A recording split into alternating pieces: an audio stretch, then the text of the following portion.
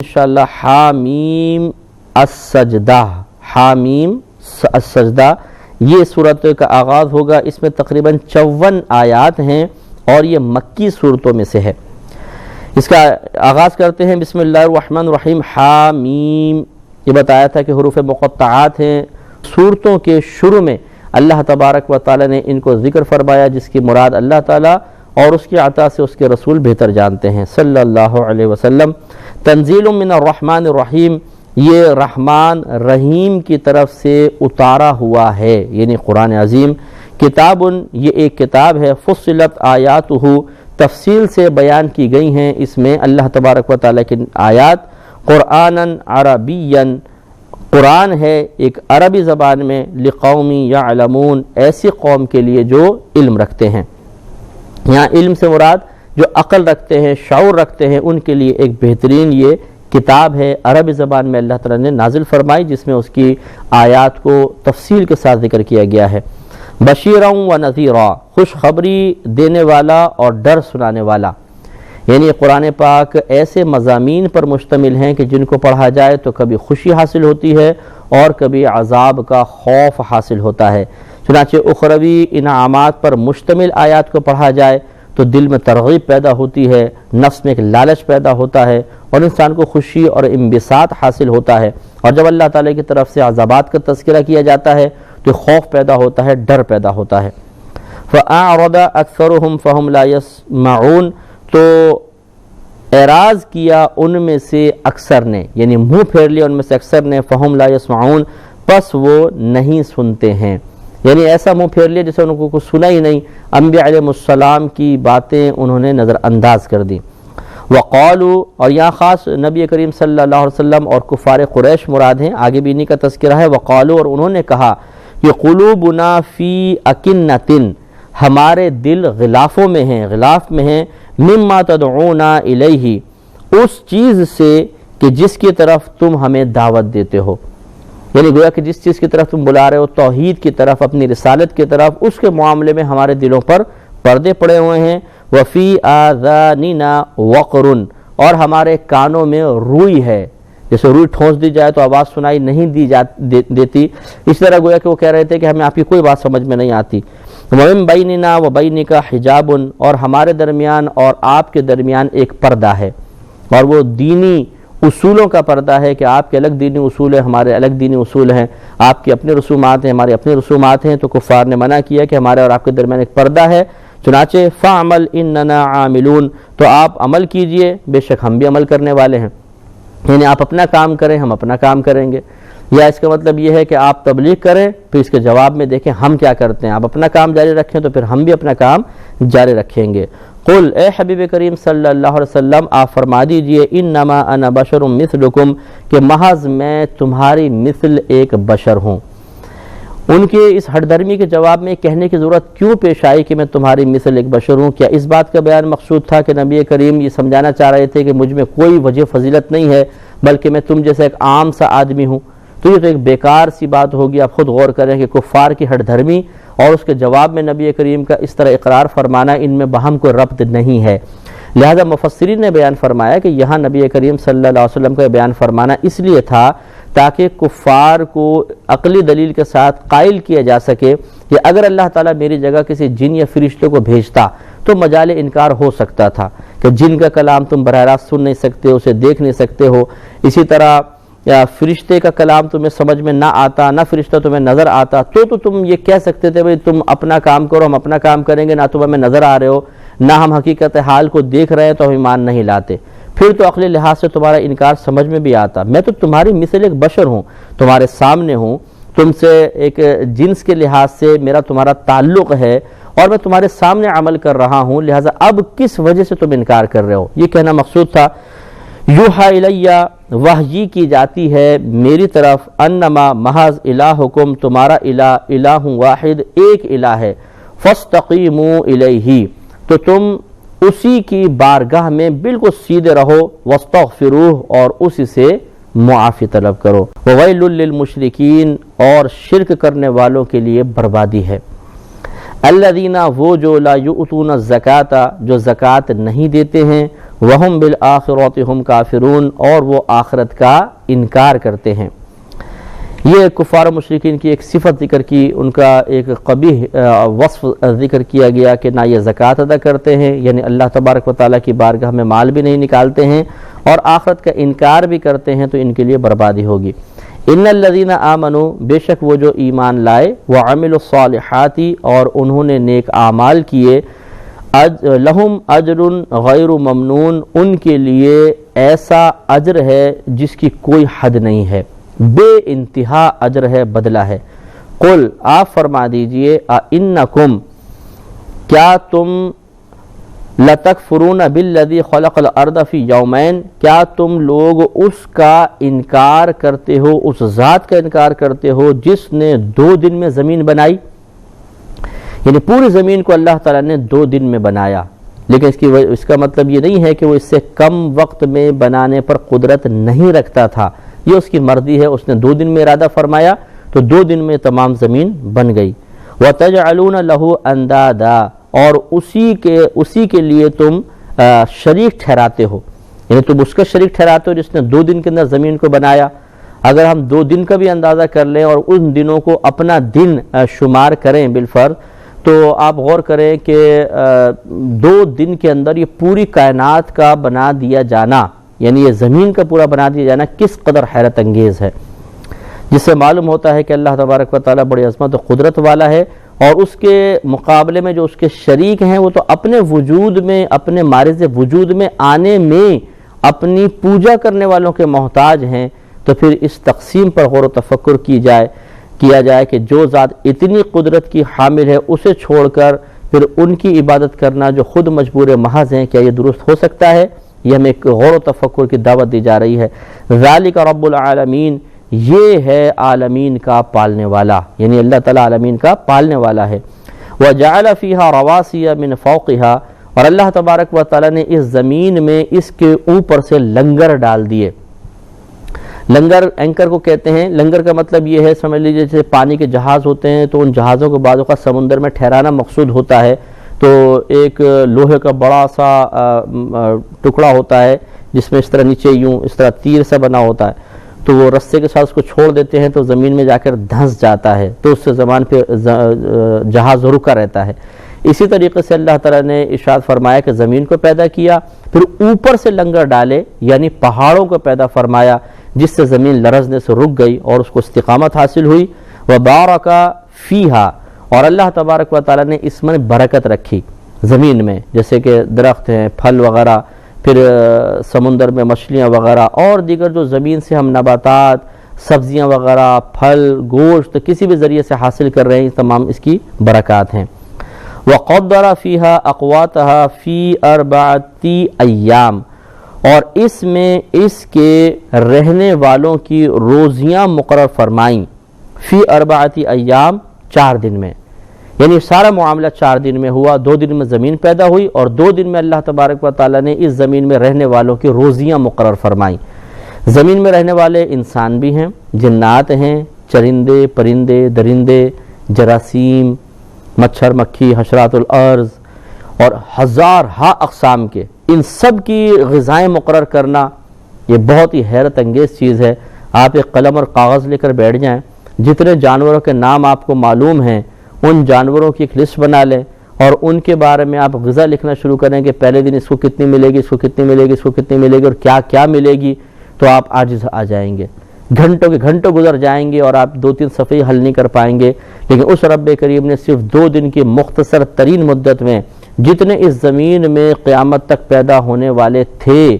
جن کو اللہ تبارک و تعالیٰ نے دنیا میں لانا پسند فرمایا، اس کا ارادہ فرمایا، ان سب کی رزق مقرر فرما دیے، کس کو کتنا ملے گا، کس طرح ملے گا اور کیا کیا ملے گا، ہر ایک کا مقرر فرما دیا۔ سواء للسائلین، سواء للسائلین، یعنی یہ اللہ تبارک و تعالیٰ نے جو کچھ بنایا یہ سوال کرنے والوں کے لیے اس کو بالکل ٹھیک ٹھیک پیدا فرما دیا، بالکل درست پیدا فرما دیا، تاکہ جب وہ سوال کریں اور اس کے جواب میں یہ بتایا جائے کہ اللہ تعالیٰ نے یہ معاملہ کیا تو اللہ تعالیٰ کی قدرت اور عظمت کا یقین حاصل ہو جائے اور انسان اللہ تعالیٰ کے شرکاء کا انکار کرے۔ ثم استوى الى السماء، پھر اس نے آسمان کا قصد و ارادہ فرمایا، وَهِيَ دُخَانٌ، اور وہ آسمان دھواں تھا.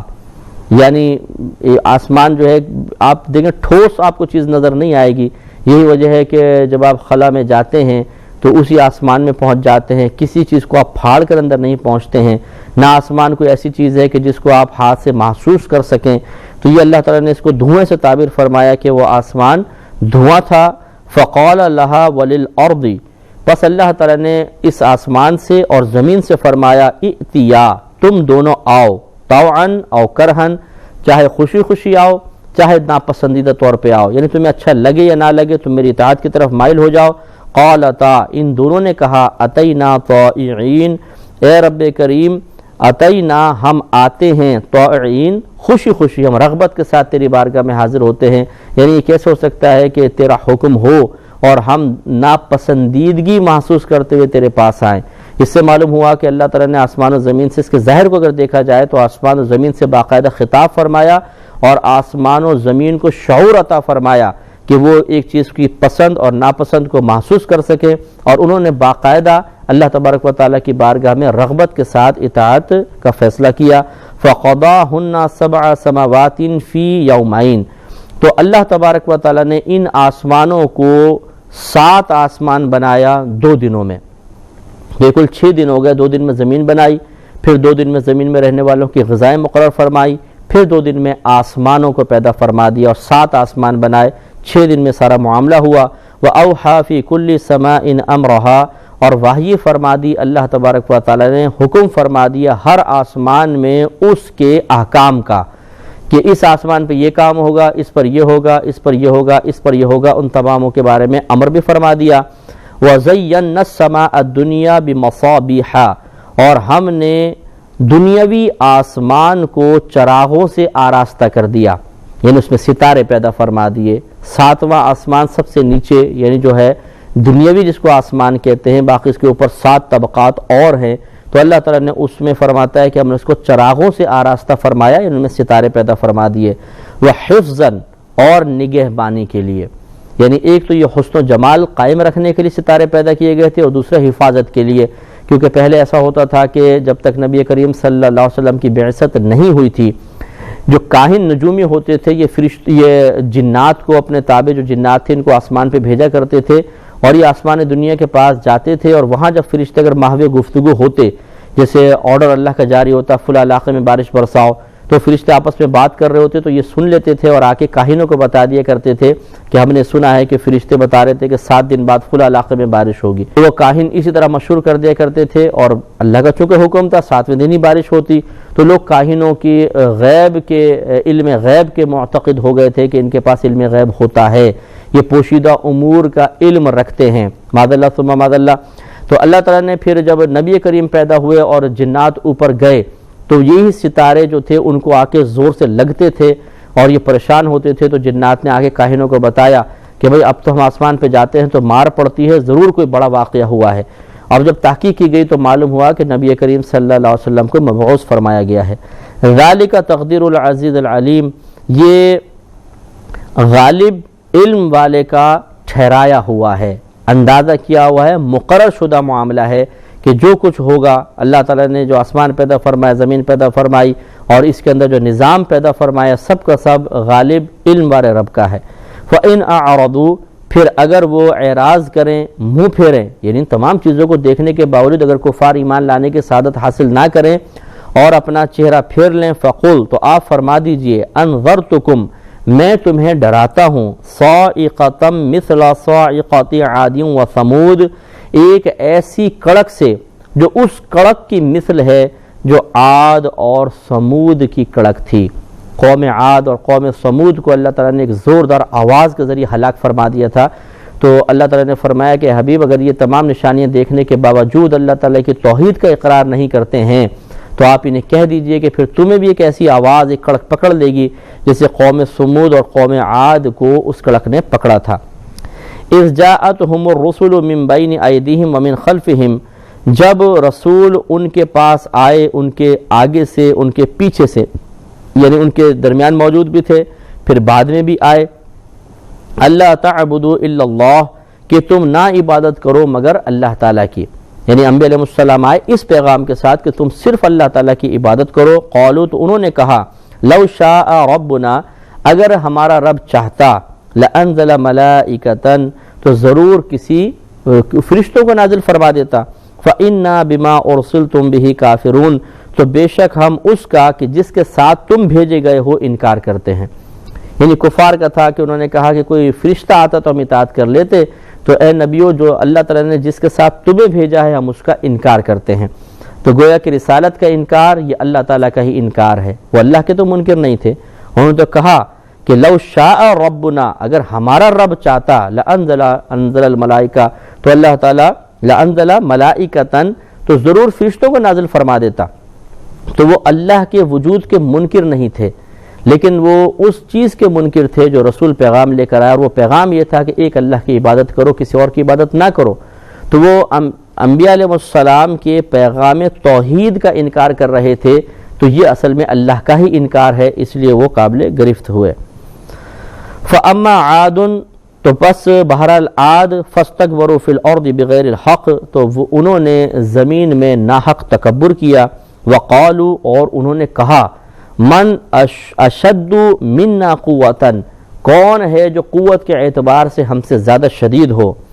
اولم یروا ان اللہ الذی خلقہم تو کیا پس انہوں نے نہیں دیکھا کہ بے شک اللہ تبارک و تعالی وہ ہے جس نے انہیں پیدا فرمایا.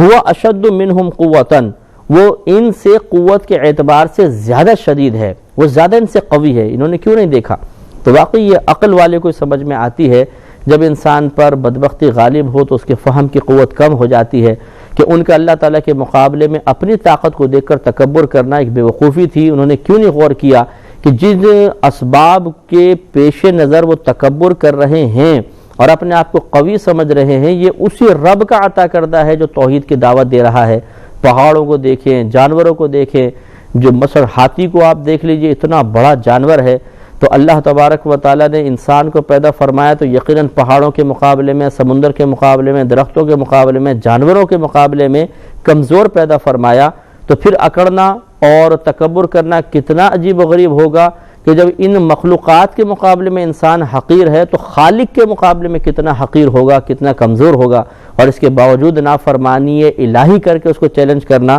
یہ بہت ہی بڑی بے وقوفی ہے. وَكَانُوا بِآيَاتِنَا يَجْحَدُونَ اور وہ ہماری آیات کا انکار کرتے تھے. فَأَرْسَلْنَا عَلَيْهِمْ رِيحًا صَرْصَرًا تو ہم نے ان پر ایک سخت آندھی بھیجی. ریحن سرسرن آندھی بھیجی، سرسرن گرجتی برستی آندھی سخت گرج کے ساتھ. فی ایام نحسات ان کی شامت کے دنوں میں، یعنی جو ان کے لیے دن منحوس تھے، یعنی منحوس سے مراد جو ان کی شامت اعمال کے دن تھے، شامت اعمال کا نتیجہ مرتب ہونے کے دن تھے، اس میں ایک سخت اللہ تعالیٰ نے آندھی بھیجی جس میں گرج چمک بھی تھی لیکن بارش وغیرہ نہیں تھی، بہت ٹھنڈی تھی. لنذیقہم عذاب الخزی فی الحیات الدنیا تاکہ ہم انہیں چکھائیں ذلت کا عذاب دنیاوی زندگی میں. وَلَعَذَابُ الْآخِرَةِ أَخْزَىٰ اور بے شک آخرت کے عذاب میں سب سے بڑی رسوائی ہے. وَهُمْ لَا يُنصَرُونَ اور وہ مدد نہیں دیے جائیں گے. وَأَمَّا ثَمُودُ اور بہرحال سمود فَهَدَيْنَاهُمْ تو ہم نے انہیں سیدھا راستہ دکھایا. فَاسْتَحَبُّوا الْعَمَىٰ عَلَى الْهُدَىٰ تو انہوں نے گمراہی کو ہدایت پر پسند کر لیا. یعنی اللہ تبارک و تعالی نے ان کو سیدھا راستہ دکھایا لیکن انہوں نے اس سیدھے راستے کو ترک کر دیا، چنانچہ ہدایت کو چھوڑ کے گمراہی کو اختیار کیا. فَأَخَذَتْهُمْ صَاعِقَةُ الْعَذَابِ الْهُونِ تو انہیں ذلت کے عذاب کی ایک کڑک نے پکڑ لیا. بِمَا كَانُوا يَكْسِبُونَ اس کے سبب جو کچھ وہ کرتے تھے. وَنَجَّيْنَا الَّذِينَ آمَنُوا وَكَانُوا يَتَّقُونَ اور ہم نے ان لوگوں کو نجات عطا فرمائی جو ایمان لائے اور وہ متقی پرہیزگار تھے. معلوم ہوا کہ جب اللہ تعالیٰ کا عذاب نازل ہوتا ہے تو دو طرح کے لوگ ہوتے ہیں، ایک کفار، ایک مسلمان مومن. ان مومن میں بھی دو طرح کے ہوتے ہیں، ایک وہ جو کفار کو منع کرتے ہیں، نافرمانوں کو برائی سے روکتے ہیں، یہ ایمان والے اور صاحب تقوی ہمیشہ عذاب سے محفوظ رہتے ہیں. دوسرے مسلمان یا ایمان والے وہ ہوتے ہیں جو منع نہیں کرتے ہیں اور کفار کے ساتھ کفار کے اعمال کو دیکھ کر یا فساق و فجار کے اعمال کو دیکھ کر بے پرواہی اختیار کرتے ہیں، بلکہ ان کے ساتھ بعض اوقات شامل ہو جاتے ہیں بعض اعمال میں، تو جب اللہ کا عذاب نازل ہوتا ہے تو اس قسم کے مومنین پر بھی عذاب نازل ہوتا ہے، یہ بھی اس کی لپیٹ میں آ جاتے ہیں۔ فرق ہاں ضرور ہوتا ہے کہ کافر اس عذاب کے بعد ہمیشہ جہنم میں جائے گا، لیکن یہ مومن اگر اللہ نے چاہا جہنم میں چلے بھی گئے تو فیصلہ خداوندی یہ ہے کہ پھر یہ جنت میں ایک دن ضرور واپس آ جائیں گے۔ اس سے معلوم ہوا کہ ایمان لانا، تقوی پرہیزگاری اختیار کرنا یہ بہت ہی اچھا ہے، لیکن اس کے ساتھ ساتھ برے کے اعمال کو ناپسندیدگی کی نگاہ سے دیکھنا، اپنے قلب میں اس کی نفرت اور کراہت رکھنا یہ بھی ضروری ہے۔ لیکن یہ اصول یاد رکھیے گا کہ گناہ گار سے نہیں، اس کے گناہ سے نفرت رکھنی چاہیے۔ گناہ گار سے اگر نفرت رکھیں گے تو لازم بات ہے کہ ہم اس سے دور ہو جائیں گے، اس کی اصلاح نہیں کریں گے اور وہ نفس و شیطان کے چنگل میں پھنس کر ہمیشہ کے لیے برباد ہو جائے گا۔ اس لیے اس کے برے عمل سے نفرت ضرور رکھنی چاہیے، لیکن اس کو سمجھانے کا سلسلہ جاری رکھنا چاہیے۔ ہاں اگر اس سے دور ہوتے ہیں مصلحتاً تو نفرت کر کے نہ ہو۔ مثال کے طور پہ ہم کسی سے بات چیت چھوڑ دیتے ہیں کہ وہ اعلانیہ گناہ کر رہا ہے، مثلا ہم اس سے بات چیت اس لیے چھوڑ دیتے ہیں تاکہ میری ناراضگی کی پرواہ کرتے ہوئے گناہ کو چھوڑ دے، تو یہ اصل میں گناہ گار کو چھوڑنا نہیں ہے، یعنی اس کے ساتھ نفرت کے ساتھ اس کو چھوڑنا نہیں ہے، بلکہ حکمتاً اس سے تھوڑے عرصے کے لیے تعلق کو توڑ دینا ہے تاکہ اس کی اصلاح ہو جائے۔ یہ محمود ہے، باعث برکت ہے، اس میں کوئی گرفت کا پہلو نہیں ہے۔ وَيَوْمَ يُحْشَرُ أَعْدَاءُ اللَّهِ إِلَى النَّارِ، اور جس دن جمع کیا جائے گا اللہ کے دشمنوں کو آگ کی طرف، فَهُمْ يُوزَعُونَ، تو ان کے اگلوں کو، آگے والوں کو روکا جائے گا، تو وہ روکے جائیں گے، یعنی جو پہلے گزرے تھے اللہ تعالیٰ نے ان کفار کو اپنا دشمن قرار دیا اور ان کے بارے میں اطلاع ارشاد فرما رہا ہے کہ انہیں روکا جائے گا، حتی اذا ما جاؤہا، یہاں تک کہ جب وہ جو آئے ان کے پاس، یعنی جو پیچھے والے لوگ تھے، پیچھے والے کفار تھے، وہ بھی ان کے پاس آ جائیں گے، شہد علیہم سمعہم، تو گواہی دیں گے ان پر ان کی سماعت، و ابصارہم، اور ان کی آنکھیں، و جلودہم، اور ان کی کھالیں، بما کانوا یعملون، اس کے ساتھ جو وہ کیا کرتے تھے۔ مراد یہ ہے کہ جتنے بھی کفار پہلے گزر گئے اور بعد میں گزرے، وہ سب کے سب ایک مقام پہ جمع کر دیے جائیں گے اور ان کے اعضاء ان کے خلاف گواہی دیں گے۔ وقالوا، اور وہ کفار کہیں گے، لجلودہم، اپنی کھالوں سے، لما شہدتم علینا، کیوں گواہی دی تم نے ہمارے خلاف؟ قالوا، تو وہ کھالیں جواب دیں گی، انطقنا اللہ الذی انطق کل شیء، وہ کہیں گی کہ ہمیں تو اس اللہ نے بولنے کی قوت عطا فرمائی، اس نے ہمیں بلوایا ہے جس نے بلوایا ہے ہر شے کو، یعنی ہم نے اپنی ذاتی کسی دشمنی کو نہیں نکالا یا اپنی مرضی سے ہم تمہارے خلاف گواہی دینے کے لیے تیار نہیں ہوئے، بلکہ ہمیں تو اس رب نے بلوایا ہے، اس رب نے قوت گویائی عطا فرما کے حکم دیا کہ ہم تمہارے خلاف گواہی دیں، کہ جس نے تمام دنیا کی چیزوں کو جو بولنے والی ہیں انہیں قوت گویائی عطا فرمائی ہے۔ گویا کہ کفار اپنی کم فہمی کی بنا پر اللہ تبارک و تعالی کو نہ پہچان سکے، لیکن ان کے اعضاء یہ چونکہ ان کے تابع تھے، مجبور تھے، اعضاء تو ان کا کہنا مانتے رہے، لیکن وہاں پر ان کے اعضاء بھی اس بات کی گواہی دیں گے کہ تم گمراہ تھے اور اللہ تبارک و تعالی نے جو کچھ ارشاد فرمایا تھا یا اس کے رسولوں نے جو کچھ ارشاد فرمایا تھا وہ بالکل حق تھا۔ اسی وجہ سے وہ کھالیں، ان کی آنکھیں، ان کے کان، یہ اللہ تعالیٰ کی طرف ہو جائیں گے اور ان کے مخالف ہو جائیں گے، یعنی خود کفار کے اعضاء ان کے خلاف گواہی دے کے ان کی مخالفت کو ظاہر کریں گے۔ وَهُوَ خَلَقَكُمْ أَوَّلَ مَرَّةٍ وَإِلَيْهِ تُرْجَعُونَ، اور وہی ذات ہے جس نے پیدا کیا تمہیں پہلی مرتبہ اور اسی کی طرف تم لوٹائے جاؤ گے۔ وَمَا كُنْتُمْ تَسْتَتِرُونَ أَنْ يَشْهَدَ عَلَيْكُمْ سَمْعُكُمْ وَلَا أَبْصَارُكُمْ وَلَا جُلُودُكُمْ، اور تم اس رب کریم سے چھپ کر کہاں جاتے جبکہ تم پر گواہی دیں گے تمہارے کان اور تمہاری آنکھیں اور تمہاری کھالیں، یعنی جو تم دنیا میں برے عمل کرتے تھے، یہ کفار سے خطاب گویا کہ تو کیا تم یہ سمجھتے ہو کہ اللہ تبارک و تعالیٰ سے پوشیدہ رہ کر تم کوئی گناہ کر سکتے ہو؟ حالانکہ قانون قدرت یہ مقدر ہو چکا ہے کہ جب تم میدان معاشر میں پہنچو گے تو جن اعضاء کے ذریعے تم نے اللہ تعالیٰ کی نافرمانی کی، گناہ کیے، وہ اعضاء خود تمہارے خلاف گواہی دیں گے۔ وَلَكِنْ ظَنَنْتُمْ أَنَّ اللَّهَ لَا يَعْلَمُ كَثِيرًا مِمَّا تَعْمَلُونَ، اور لیکن تم نے گمان کیا کہ اللہ تبارک و تعالیٰ ان بہت سی چیزوں کو نہیں جانتا جو کچھ تم کرتے تھے۔ یہ تمہارا اپنا گمان تھا کہ تم یہ سمجھتے تھے کہ ہم چھپ کر جو گناہ کر رہے ہیں اللہ تبارک و تعالی کو اس پر اطلاع نہیں ہے۔ اللہ تعالیٰ تو سب جانتا ہے، اور اللہ تبارک و تعالیٰ نے یہ نظام بھی بنایا کہ تمہارے اعضاء خود تمہارے خلاف گواہی دیں گے۔ تو جب تمہارے اعضاء تمہارے خلاف گواہی دیں گے، اعضاء سب کچھ جانتے ہیں، تو پھر وہ ان کو پیدا کرنے والا رب کتنی زیادہ معلومات رکھتا ہوگا۔ وَذَلِكُمْ ظَنُّكُمُ الَّذِي ظَنَنْتُمْ بِرَبِّكُمْ أَرْضَاكُمْ، یہ ہے تمہارا وہ گمان جو تم نے اپنے رب کے ساتھ کیا تھا، برباد کر دیا اس نے تمہیں۔ یعنی یہ تمہارا گمان تھا کہ شاید بہت سے امور اللہ تبارک و تعالیٰ سے پوشیدہ رکھنے میں کامیابی حاصل ہو سکتی ہے، تمہارے اس گمان نے جو تم نے اپنے رب کے بارے میں یہ قائم کیا تھا، اس نے تمہیں ہلاک کر دیا۔ فَأَصْبَحْتُم مِّنَ الْخَاسِرِينَ، تو اب تم خسارہ اٹھانے والوں میں سے ہو گئے۔ فَإِن يَصْبِرُوا فَالنَّارُ مَثْوًى لَهُمْ، پھر اگر وہ صبر کریں تو آگ ٹھکانہ ہے ان کے لیے۔ یعنی اگر وہ کہیں چلو ہم صبر کرتے ہیں، تب بھی اس صبر کا کوئی بہترین بدلہ نہیں دیا جائے گا۔ اللہ تبارک و تعالی کی رحمت اس صبر کی بنا پر ان کی جانب متوجہ نہیں ہوگی، بلکہ آگ ہی ان کا ٹھکانہ ہوگی، اس لیے کہ دنیا دارالعمل تھا۔ اس وقت اگر یہ صبر و تحمل کا مظاہرہ کرتے، گناہوں سے پرہیز پر صبر، شرک سے پرہیز پر صبر،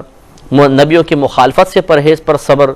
اللہ تعالیٰ کی اطاعت کرتے ہوئے مخالفین کی طرف سے ظلم و ستم کرنے پر صبر کر لیتے، تو آج معاملہ کچھ اور ہوتا۔ لیکن اللہ تبارک و تعالیٰ کا قانون ہے کہ جب وہ وقت گزر جاتا ہے، انسان کی سانس ختم ہو جائے، زندگی تمام ہو جائے اور وہ اس حال میں مرے کہ کافر تھا، اس کے بعد کوئی اس کے اوپر رحم نہیں کیا جائے گا۔ وَإِن يَسْتَعْتِبُوا، اور اگر وہ منانا چاہیں، یعنی اللہ تبارک و تعالیٰ کی بارگاہ میں منت سماجت کریں کہ شاید اللہ تعالیٰ مان جائے، فَمَا هُم مِّنَ الْمُعْتَبِينَ، تو وہ منانے والوں میں سے شمار نہیں ہو سکتے ہیں، یعنی منانے والے نہیں ہو سکتے ہیں۔ گویا کہ اللہ تبارک و تعالیٰ ان کی کسی بھی ریکویسٹ کو، ان کی گڑ گڑانے کو، ان کی عارضی انکساری کو اب قبول نہیں فرمائے گا۔ اب ان کا ٹھکانہ ہمیشہ ہمیشہ ہمیشہ جہنم ہے۔ وَقَيَّدْنَا لَهُمْ قُرَنَاءَ، اور مقرر کر دیا تھا ہم نے ان کے لیے چند ساتھیوں کو۔ ساتھی سے مراد یہاں پہ نفس کی خواہشات، دنیا کی زیب و زینت، دنیا کا ساز و سامان، یہ گویا کہ اللہ تبارک و تعالیٰ نے ان کے ساتھی بنا دیے تھے، ان کی طرف یہ متوجہ رہے۔ فَزَيَّنُوا لَهُم مَّا بَيْنَ أَيْدِيهِمْ وَمَا خَلْفَهُمْ، تو مزین کر دیا ان ساتھیوں نے ان کفار کے لیے وہ جو ان کے آگے تھا اور وہ جو ان کے پیچھے تھا، یعنی نفسانی خواہشات نے، دنیا کی زیب و زینت نے، جو کچھ ان کے پاس مال و متاع، اولاد کی کثرت، افرادی قوت تھی، اسے بہت مزین کر کے دکھایا، جس کی بنا پر یہ غافل ہوتے چلے گئے۔ وَحَقَّ عَلَيْهِمُ الْقَوْلُ، اور ثابت ہو گیا ان پر اللہ تبارک و تعالیٰ کا قول یعنی عذاب، فی امم قد خلت من قبلہم، اس گروہ میں جو گزر چکا ان سے پہلے، من الجن والانس، جنات اور انسانوں میں سے، یعنی جن کفار نے اللہ تبارک و تعالی کے طرف سے مقرر کردہ ان چیزوں کو، یعنی نفسانی خواہشات، دنیا اور مخلوق کی طرف میلان، ان چیزوں کو اپنا ساتھی بنا لیا تھا، تو ان چیزوں نے انہیں دنیا کو مزین کر کے دکھایا، اور اس آرائش اور زیبائش میں یہ اتنے محو ہو گئے کہ انہیں توجہ نہ رہی اور یہ آخرت کی طرف مائل نہ ہو سکے اور ہلاک و برباد ہو گئے۔ انہم کانوا خاسرین، بے شک وہ خسارہ اٹھانے والے تھے۔ وقال الذین کفروا، اور کہا ان لوگوں نے جو کافر ہوئے، لا تسمعوا لهذا القرآن والغوا فیہ لعلکم تغلبون، انہوں نے کہا کہ نہ سنو تم اس قرآن کو اور شور و غل مچاؤ اس میں تاکہ تم غالب آ جاؤ، کہ شاید تم غالب آ جاؤ۔ ہوتا یہ تھا کہ جب نبی کریم صلی اللہ علیہ وسلم قرآن پڑھ کے سنایا کرتے تھے تو اس کی فصاحت و بلاغت اور پھر نبی کریم صلی اللہ علیہ وسلم کی زبان پر اثر سے ان کلمات کا نکلنا سامنے والے کے دل کی دنیا کو بدل دیا کرتا تھا۔ تو کفار نے ایک بیہودہ اور ناکام سی سازش کی کہ جب نبی کریم تلاوت قرآن فرماتے تھے تو اس خوف سے کہ کہیں آپ کی زبان سے نکلنے والے شیریں الفاظ، پر اثر الفاظ سامنے والے کے دل کی دنیا کو نہ بدل دیں، یہ سیٹیاں بجاتے تھے، تالیاں زور زور سے پیٹتے تھے، شور مچاتے تھے تاکہ آواز وہاں تک واضح طور پہ نہ پہنچ سکے، اور نبی کریم صلی اللہ علیہ وسلم پریشان اور مایوس ہو کر تلاوت قرآن پاک کو بند فرما دیں۔ اور اس میں یہ سمجھتے تھے کہ شاید اس طرح ہم غالب آ جائیں گے اور نبی کریم کو تبلیغ سے روک دیں گے۔ فَلَنُذِيقَنَّ الَّذِينَ كَفَرُوا عَذَابًا شَدِيدًا، تو بے شک ضرور ہم کافروں کو سخت عذاب چکھائیں گے۔ وَلَنَجْزِيَنَّهُمْ، اور ضرور جزا دیں گے انہیں أَسْوَأَ الَّذِي كَانُوا يَعْمَلُونَ، سب سے زیادہ برے سے برے کام کی جو وہ کیا کرتے تھے، یعنی جو انہوں نے سب سے برے کام کیے، اور جو بھی انہوں نے چھوٹے تھے چاہے بڑے تھے، لیکن اللہ تعالیٰ کی بارگاہ میں انہوں نے نافرمانی کی، ان سب کا ان کو بدلہ دیا جائے گا۔ ذَلِكَ جَزَاءُ أَعْدَاءِ اللَّهِ النَّارِ، یہ اللہ تبارک و تعالیٰ کے دشمنوں کا بدلہ آگ ہے۔ تو دیکھیے کفار کو خود اللہ نے قرآن میں اللہ کا دشمن قرار دیا ہے، کیونکہ یہ اللہ تعالیٰ کی توحید کے منکر رہے، نہ اللہ تبارک و تعالیٰ کی باتیں انہوں نے تسلیم نہیں کی، نبی کریم کی رسالت کا اقرار نہیں کیا، اس بنا پر یہ اللہ کے دشمن ہیں۔ لہم فیہا دار الخلد،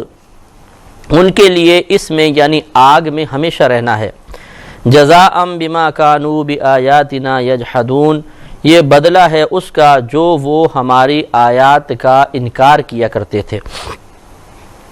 وقال الذین کفروا، اور کہا ان لوگوں نے جو کافر ہوئے، ربنا ارنا الذین اضلانا من الجن والانس،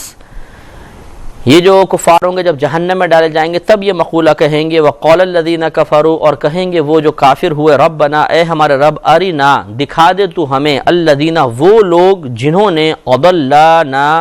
گمراہ کیا تھا ہمیں، من الجن والانس، جنات اور انسانوں میں سے، نجعلہما تحت اقدامنا، ہم انہیں اپنے پاؤں تلے روندیں گے، لیکونا من الاسفلین، تاکہ وہ لوگ ہو جائیں نچلے درجے والوں میں سے،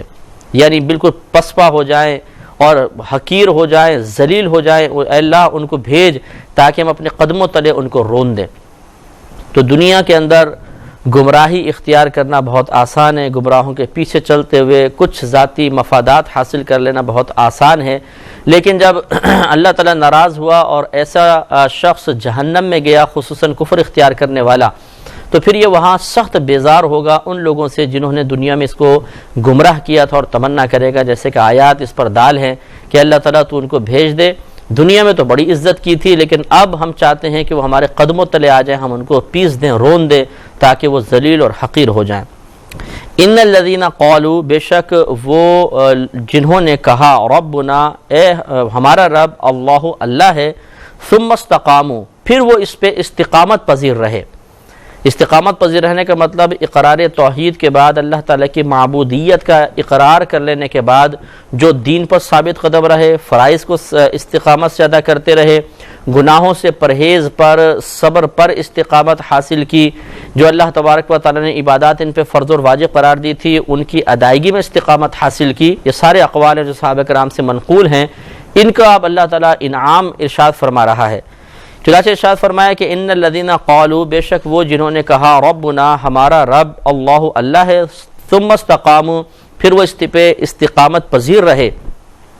تتنزل علیہم الملائکہ، تو نازل ہوں گے ان پر فرشتے۔ اور اب یہ کیا کہیں گے فرشتے؟ اللہ تخافوا، کہ نہ تم خوف کرو، موت کے وقت خوف مت کرو، نہ تمہیں قبر میں خوف کرنے کی ضرورت ہے، نہ میدان محشر میں، ولا تحزنوا، اور تم غمگین نہ ہو۔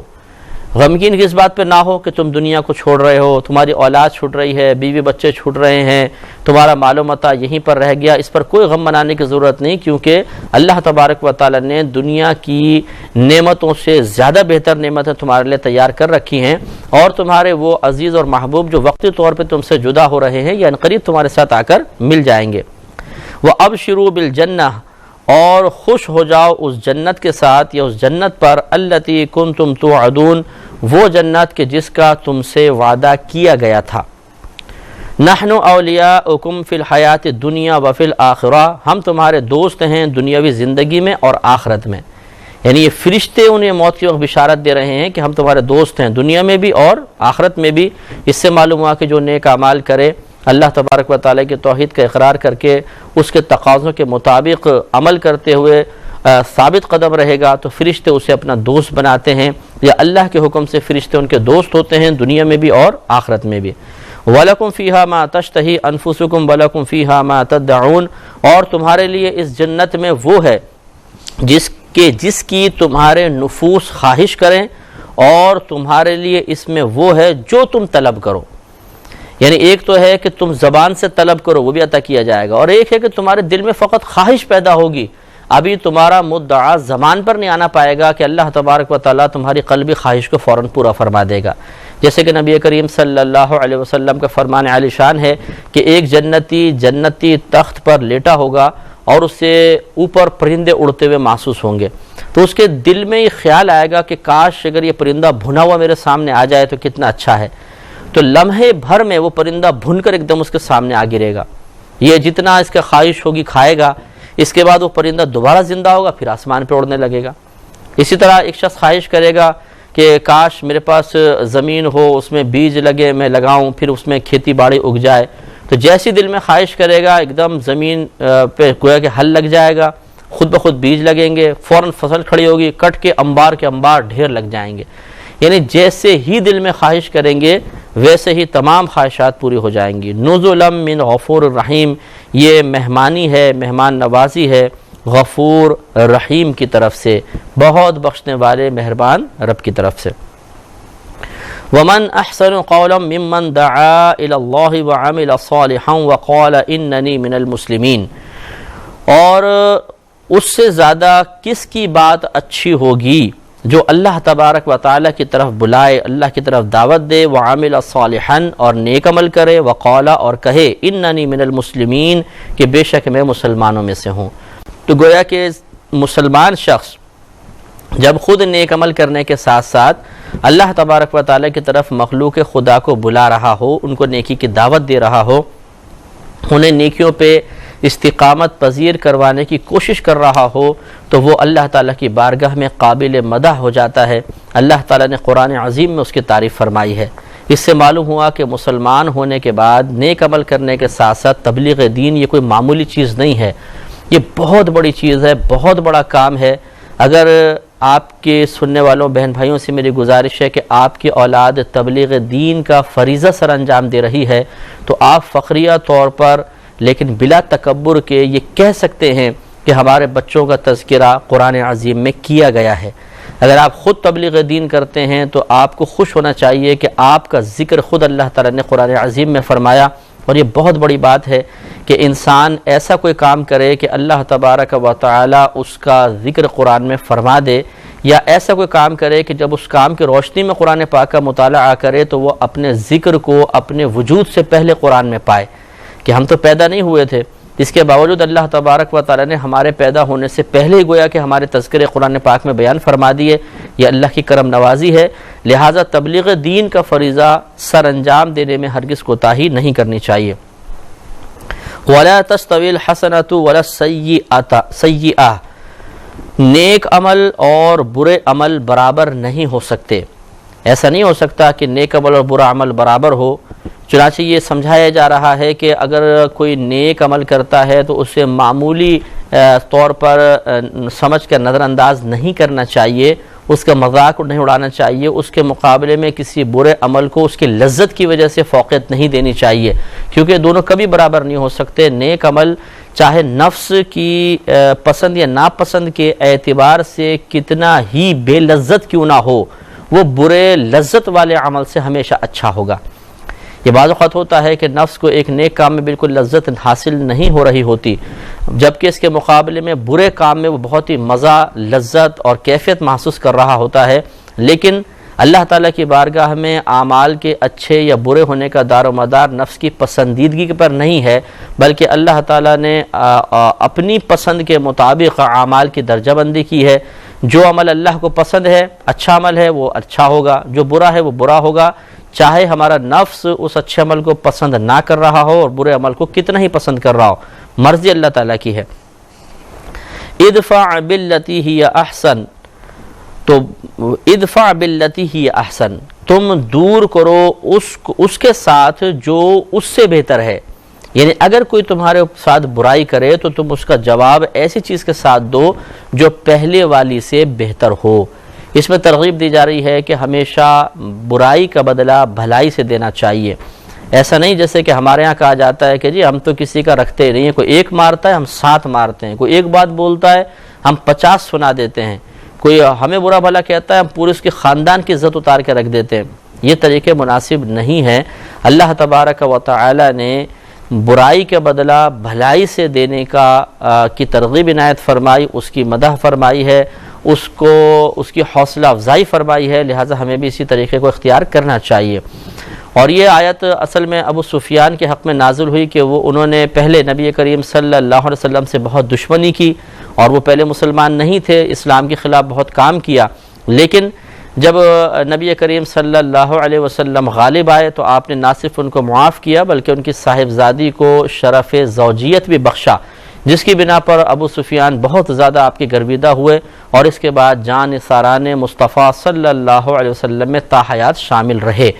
تو یہ فائدہ ہوتا ہے کہ جب انسان کسی برائی کا بدلہ اچھائی کے ساتھ دیتا ہے تو سامنے والے کے دل میں اس کی عزت اور عظمت بیٹھ جاتی ہے، اور جو دشمن بھی ہوتے ہیں وہ بھی دیکھنے کے بعد اس کی تعریف ہی کرتے ہیں اور اپنے دشمنی کو کم کر دیتے ہیں. فتح مکہ کا موقع بھی ایسا ہی تھا. نبی کریم صلی اللہ علیہ وسلم مکۃ المکرمہ میں داخل ہوئے تو وہ کفار کہ جنہوں نے ایک لمحہ نبی کریم صلی اللہ علیہ وسلم کو بظاہر سکون سے نہیں رہنے دیا تھا، وہ سب سر جھکائے کھڑے تھے اور خوفزدہ تھے کہ شاید اب ہم سے بدلہ لیا جائے گا. کیونکہ عموماً بادشاہوں کا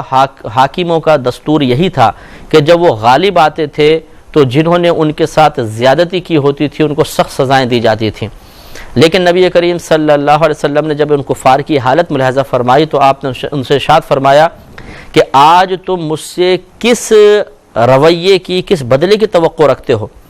تو انہوں نے کہا کہ جی آپ شریف ہیں، شریف باپ کے بیٹے ہیں، آپ کریم ہیں، کریم باپ کے بیٹے ہیں. گویا کہ ان کا کہنا یہ تھا کہ کریم جب غالب آتا ہے تو اظہار کرم کرتا ہے، انتقام نہیں لیتا. تو نبی کریم صلی اللہ علیہ وسلم نے ارشاد فرمایا کہ لا تثریب علیکم اليوم، آج تم میں سے کسی پر کوئی گرفت نہیں ہے، جاؤ میں نے تم سب کو آزاد کیا. تو یہ منظر دیکھ کر سینکڑوں کفار نبی کریم صلی اللہ علیہ وسلم پر ایمان لے آئے تھے. اگر وہاں پر بھی ایسا ہوتا کہ نبی کریم صلی اللہ علیہ وسلم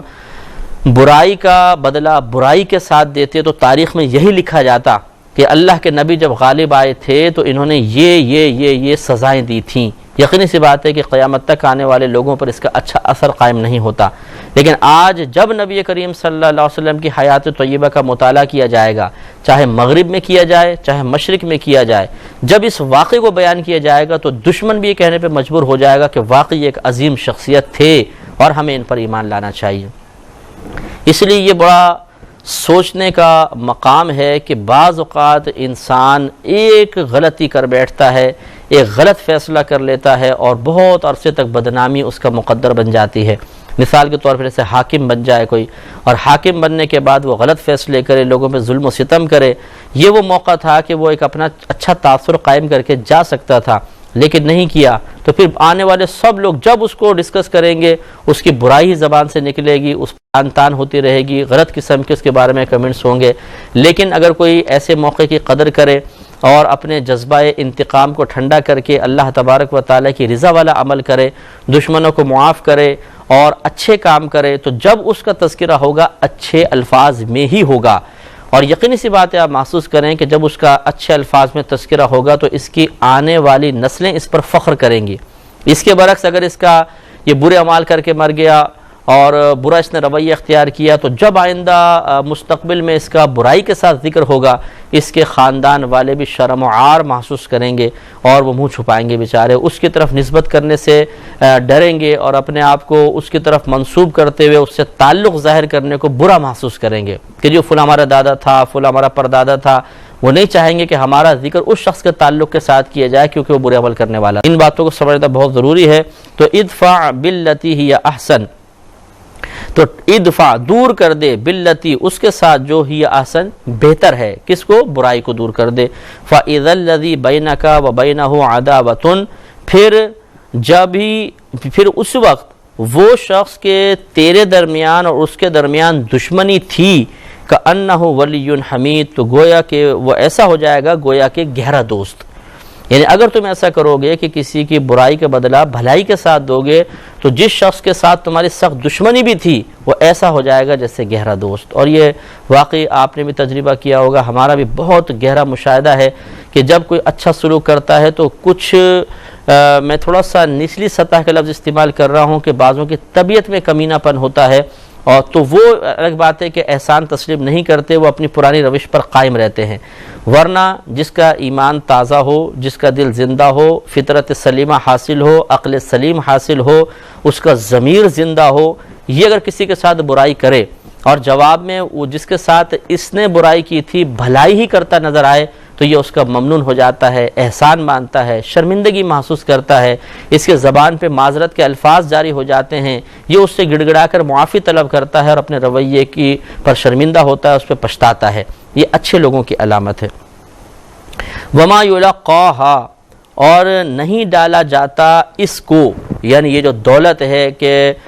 برائی کا بدلہ بھلائی کے ساتھ دیا جائے، اس دولت کو عطا نہیں کیا جاتا الا الذین صبروا، مگر وہ جو صبر کریں، یعنی ان لوگوں کو دیا جاتا ہے کہ جو صبر کرتے ہیں۔ وما یلقاها الا ذو حظ عظیم، اور اسے نہیں پاتا مگر وہ شخص جو بڑے نصیب والا ہوتا ہے، بہت عظیم قسمت والا ہوتا ہے۔ تو اس سے معلوم ہوا کہ یہ کوئی معمولی چیز نہیں ہے، اور واقعی بڑا مشکل کام ہوتا ہے کہ جب انسان کے ساتھ برائیاں کی گئی ہوں، بہت ناانصافیاں کی گئی ہوں، دل آزاریاں کی گئی ہوں، اس کی ترقیوں کو روک دیا گیا ہو، اور نچلی سطح کے الفاظ میں اس کی ٹانگیں کھینچ دی گئی ہوں، ایسے موقع پر جب کوئی شخص ابھر کر سامنے آتا ہے، اس کو اللہ تعالیٰ ترقی عطا فرماتا ہے، اور یہ جتنے لوگوں نے اس کے خلاف کام کیا تھا کسی لحاظ سے اس سے نیچے ہو جاتے ہیں۔ یہ وہ لمحہ ہوتا ہے جو بہت ہی سخت آزمائش کا لمحہ ہوتا ہے کہ اس وقت صبر کرنا انتہائی دشوار ہے۔ ایک آدمی مجبور ہے، کمزور ہے، وہ کسی طاقتور کے مقابلے میں صبر کر رہا ہے، یہ بھی اچھا ہے، لیکن یہ کوئی اتنا قابل مدح نہیں ہے، کیونکہ یہ کچھ کرنے پہ قدرت ہی نہیں رکھتا۔ کمال یہ ہے کہ سب کچھ کرنے پہ قدرت رکھتا ہو اور پھر بھی کچھ نہ کرے اور درگزر کر دے، یہ ہے بات۔ وَإِمَّا يَنزَغَنَّكَ مِنَ الشَّيْطَانِ، اور اگر تجھے شیطان کی طرف سے کوئی تکلیف پہنچے، کوئی وسوسہ وغیرہ پہنچے، وَإِمَّا يَنزَغَنَّكَ مِنَ الشَّيْطَانِ نَزْغٌ، کہ جب تجھے شیطان کی طرف سے کوئی وسوسہ، کوئی تکلیف پہنچے، فَاسْتَعِذْ بِاللَّهِ، تو اللہ تبارک و تعالیٰ کی پناہ طلب کر۔ گویا کہ جس وقت شیطان کوئی وسوسہ ڈالے اور ہم محسوس کر لیں کہ وسوسہ شیطانی کام کر رہا ہے، تو فوراً اعوذ باللہ من الشیطان الرجیم پڑھنا چاہیے۔ انہ هو السمیع العلیم، بے شک وہ سننے والا، جاننے والا ہے۔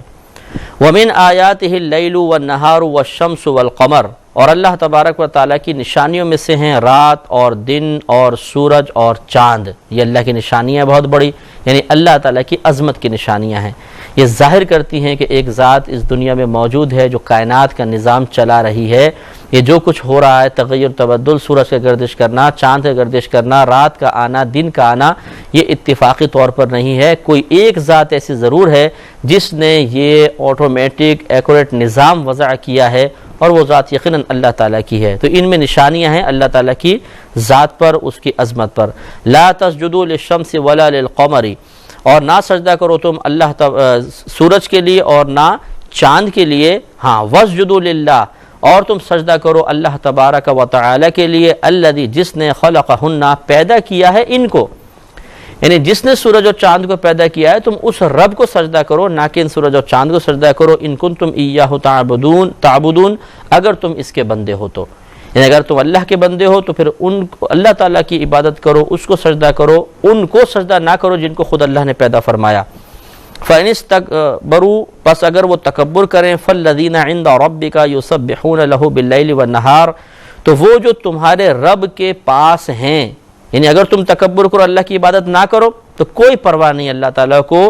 کیوں؟ کیونکہ فَالَّذِينَ عِنْدَ رَبِّكَ، پس وہ جو اللہ تعالیٰ کے پاس ہیں، یعنی فرشتے، يُسَبِّحُونَ لَهُ بِاللَّيْلِ وَالنَّهَارِ، وہ تسبیح بیان کر رہے ہیں اس کے لیے دن اور رات میں، وَهُمْ لَا يَسْأَمُونَ، اور وہ اکتاتے نہیں ہیں،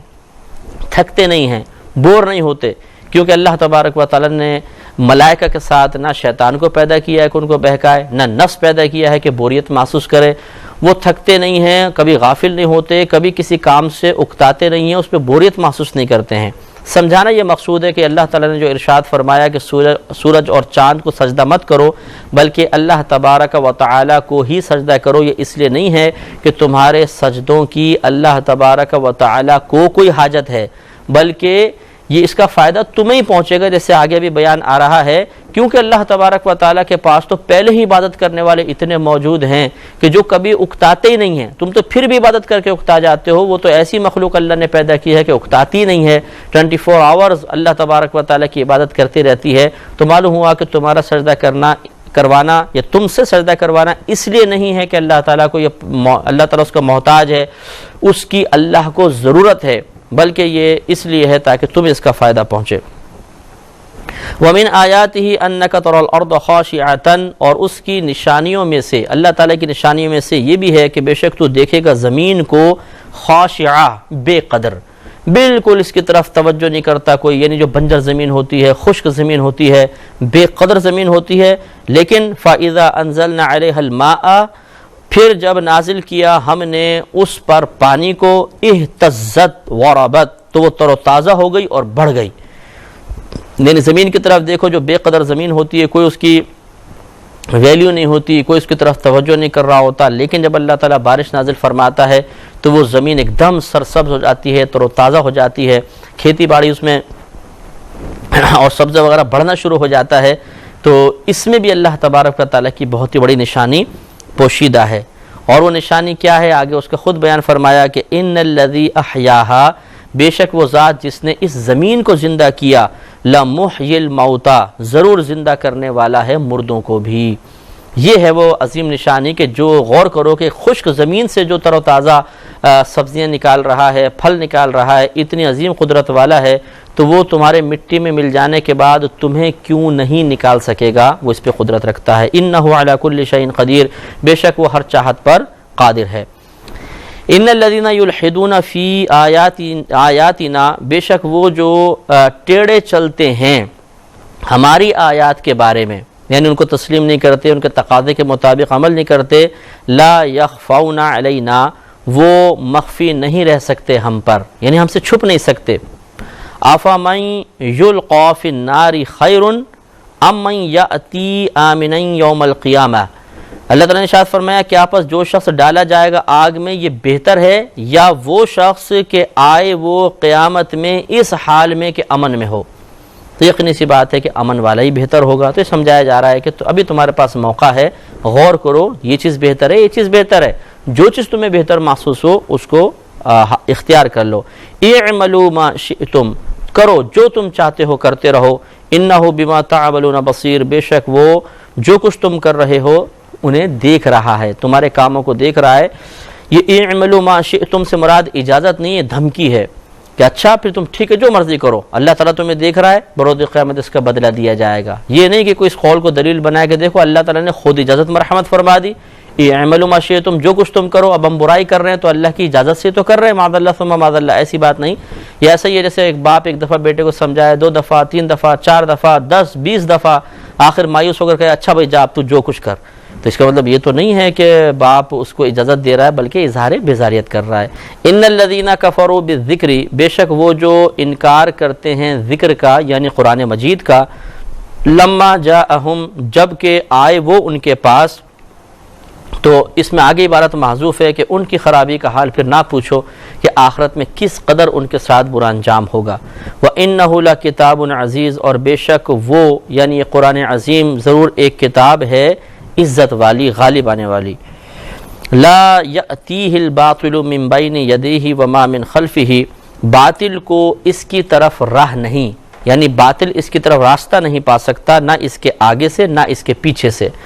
یہ اشارہ ہے اس طرف کہ قرآن پاک میں قیامت تک کوئی تغیر و تبدل نہیں ہو سکتا۔ اللہ تبارک و تعالی نے چونکہ خود اس کی حفاظت کا وعدہ فرمایا، اور اس حفاظت کے لیے اللہ تعالی نے دنیا میں ایسے اسباب و ذرائع مہیا کر دیے ہیں کہ اب قیامت تک اگر ایک شخص زیر زبر بھی بدل دے گا تب بھی وہ چھپ کر نہیں رہ سکتا، فوراً غلطی منکشف ہو جائے گی اور اس غلطی کو درست کر لیا جائے گا۔ تو گویا کہ قرآن عظیم چونکہ اللہ تبارک و تعالیٰ کی آخری